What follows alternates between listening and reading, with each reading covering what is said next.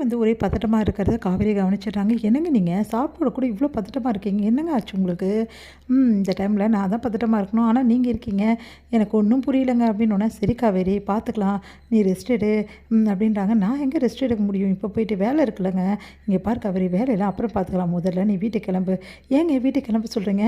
நீ கிளம்பு, நான் சொல்கிறேன், இங்கே இருக்க வேலையெல்லாம் நான் பார்த்துக்கிறேன், நீ முதல்ல கிளம்பு. ஏங்க இப்போ போய் வீட்டுக்கு போக சொல்கிறீங்க? நான் அதை நான் சாப்பிட்டுறேன், இங்கேயே இருக்கேன், சொன்னால் கேளு காவேரி அப்படின்னு சொல்லிட்டு ரொம்ப பண்ணி அமுச்சு விட்றாரு. ஒன்றும் புரியல காவேரிக்கு. அடுத்து வந்து யோசிச்சுட்டே இருக்காரு. குமரன் நிவினுக்கு கால் பண்ணுறாரு. நிவின் கொஞ்சம் கரெக்டாக இருங்க, முக்கியமான ஒரு இடத்துக்கு நீங்கள் வந்துடுங்க அப்படின்னு சொல்லிட்டு சொல்கிறாரு. சரிங்க, நான் சொன்னோன்னே நீங்கள் வந்துடணும் சரியா அப்படின்னோடனே சரிங்கன்ட்டு நிவினும் சொல்கிறாரு. இங்கே வந்து வெயிட் பண்ணிகிட்டே இருக்காரு. பார்த்தா வந்து கரெக்டாக வெளியே போகிறாரு அந்த கிருஷ்ணா வந்து பின்தொடர்றாரு விஜய். அடுத்து வந்து இங்கே கிருஷ்ணா வந்து நேராக வந்து ராகவ் மீட் பண்ணுறாரு. என்னங்க நீங்கள் இப்படி பண்ணிட்டீங்க, இப்போ பார்த்தீங்களே எப்படி ஆச்சுன்னு சொல்லிட்டு, நீ கொடுத்த மாதிரி தான் நான் எல்லாமே பண்ணேன், கரெக்டாக நான் மாட்டிப்போம் போட்டிருக்கு, நான் வேறு போலீஸ் சர்டிஃபிகேட் கொடுத்துட்டேன், எல்லாம் வந்து என் அப்பா பிளான் போடப்படி தான் நடந்திருக்கு, எந்த பிரச்சனையும் கிடையாது, எப்படியாவது விஜய் வந்து பிஸ்னஸ் அழிச்சிட்டு ஒன்றும் இல்லாதவனை ஆக்கிட்டா, அதுக்கப்புறம் அந்த காவேரி குடும்பம் நடுரோட்டில் தான் நிற்பாங்க, அதுக்காக தான் நான் பிளான் போட்டோம், அதன்படி வந்து நீயும் உன்னோட ஃபேமிலியும் சூப்பராக நடிக்கிறீங்க, இதே மாதிரி எப்படி கண்டினியூ பண்ண முடியும்? விஜய் வந்து இப்போ மோப்பம் முடிச்சுட்டான், ஒருவேளை நம்மளுக்கு கண்டுபிடிச்சிட்டானா என்ன பண்ணுறது, அதெல்லாம் அவனால் ஒன்றும் பண்ண முடியாது அப்படின்னா, ஓ அப்படியா அப்படி சொல்லிட்டு விஜய் வெளியே வராரு. விஜய் பார்த்துட்டு 2 பேர் அதிர்ச்சி அடைகிறாங்க, ஓட பார்க்குறாங்க. விஜய் பிடிச்சி சமாடி கொடுக்குறாரு. அடுத்து வந்து அவங்க தப்பிச்சு போக பார்க்குறாங்க. அடுத்து விஜயும் பின்னாடி தொடர்ந்து வந்து துரத்திட்டு வராரு. உடனே கிருஷ்ணா வந்து அவங்க அம்மாவுக்கும் அவங்க தங்கச்சிக்கும் கால் பண்ணுறாரு. நீங்கள் வந்து ரெடியாக இருங்க, நான் வந்து கூட்டிகிட்டு போகிறேன், எல்லா திங்ஸும் எடுத்துக்கோங்க, விஜய்க்கு இந்த விஷயம் உண்மை தெரிஞ்சிச்சு அப்படின்னு சொல்கிறாங்க. சரின்னு சொல்லிட்டு அவங்களும் கிளம்பியிருக்காங்க. கரெக்டாக அவங்கள பிக்கப் பண்ணிவிட்டு வந்துகிட்டே இருக்கும்போது கரெக்டாக விஜய் வந்து வழியில் நிற்கிறாரு. அவரை போட்டு கிருஷ்ணாவை போட்டு அடித்து வீட்டுக்கு கூட்டின்னு வராரு. கூட்டின்னு வந்து அவர் பயங்கரமாக அடிக்கிறாரு. ஐயோ நான் உண்மையை சொல்லிடுறேங்க, என் பிள்ளையை விட்டுருங்க அப்படி சொல்லிட்டு அவங்க அம்மா அழகிறாங்க.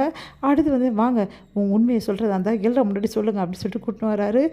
நீங்கள் காவேரியோட ஃபேமிலி எல்லாருமே ஒன்றும் புரியாமல் இருக்காங்க. தாத்தா பாட்டி அவங்க சித்தப்பா எல்லாருமே அதிர்ச்சியாக பார்த்துட்ருக்காங்க. என்ன நடக்குது இங்கே விஜய் அப்படின்னு சொல்லிட்டு கேட்குறாங்க. கொஞ்ச நேரத்தில் எல்லாம் தெரியும், இவங்க உண்மையிலேயே ஒரிஜினல் ஃபேமிலியே கிடையாது, இவங்க வாயாலே இது சொல்லுவாங்க, ஏன்னா சொல்கிறீங்களா இல்லையா அப்படின்னு சொல்லிட்டு கேட்குறாரு. உடனே வந்து முத்துப்பழம் நான் சொல்லிடுறேன் அப்படின்னு சொல்லிட்டு எல்லா உண்மையும் சொல்லிடுறாங்க. அதை கேட்டு எல்லாருமே அதிர்ச்சி அடைகிறாங்க. இந்த மாதிரி நாங்கள் வந்து ஒரிஜினல் ஃபேமிலியே கிடையாது, உங்கள் வீட்டுக்காரர் யாருன்னு நான் பார்த்தது கூட கிடையாது, அவருக்கு எனக்கு எந்த சம்மந்தமும் கிடையாது, நாங்கள் என்ன வந்து பசுபதி சொல்லி தான் நாங்கள் நடிக்க வந்தோம் அப்படி சொல்லிட்டு எல்லா உண்மையும் சொல்கிறாங்க. அதை கேட்டு எல்லாரும் அவங்கள போட்டு திட்டுறாங்க. சாரதா அடிக்க போகிறாங்க. எல்லாருமே பிடிச்சி நிறுத்துறாங்க. இவங்க பின்னாடி அந்த பசுபதி தான் இருக்காங்க, அந்த பசுபதி பாவி இப்படி பண்ணிட்டானேன்னு சொல்லிட்டு எல்லாரும் பசுபதி போட்டு திட்டிகிட்டு இருக்காங்க. அப்போது உன் பிள்ளைய பேர் என்ன அப்படின்னு சொல்லிட்டு கேட்டோன்னே வேறு பேர் சொல்கிறாங்க. அப்போது எல்லாமே இப்போ அந்த பசுபதி தான் சொல்லி கொடுத்தேன், இவ்வளவும் பண்ணியிருக்கீங்களா அப்படின்னு சொல்லிட்டு எல்லாருமே தொடர்ந்து வந்து தாங்க முடியாமல் அழுதுட்டுருக்காங்க.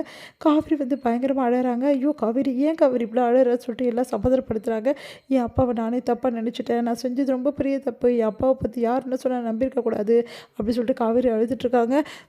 எல்லாருமே வந்து கங்கா அதுக்கப்புறம் யமுனா எல்லாருமே அழுதுட்டுருக்காங்க.